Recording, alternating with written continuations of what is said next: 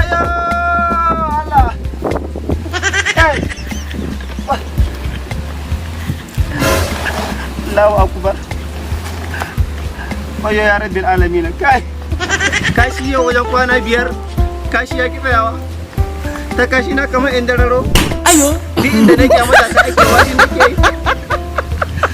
wayo kai wayo gudawa wayo din na bunan rami na kare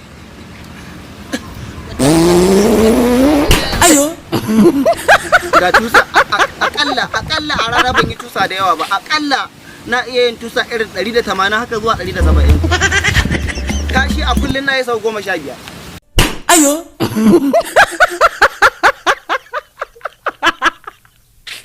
Assalamu alaikum.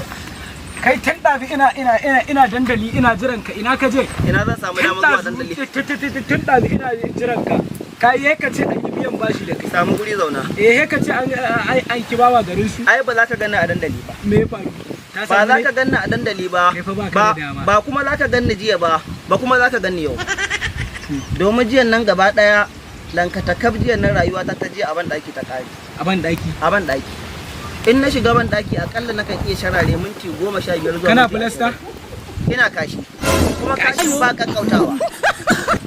Abinda nake so ka gane da jiya da yau gaba ɗaya fa ta kashi na fa yanda ka san irin ina irin abubuwan nan in ka shiga ƙauye akwai dan wani abu matattarar ruwa indararo.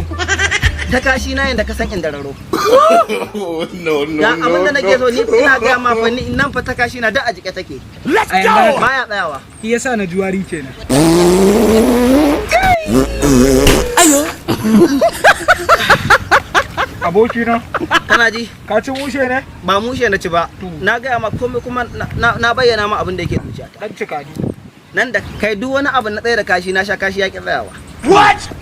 Ni fa nan da kake gani na yanzu ma da gaban daki nake. A yanzu ga buta nan na gani. Daga ni dindindin rayuwa ta da buta a gabana. Na ga alama. Ayo.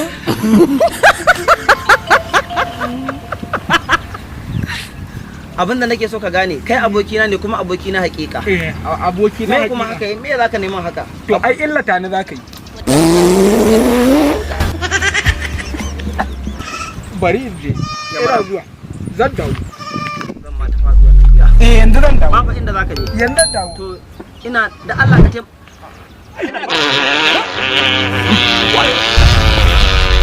Ayo. Ka take da su ma?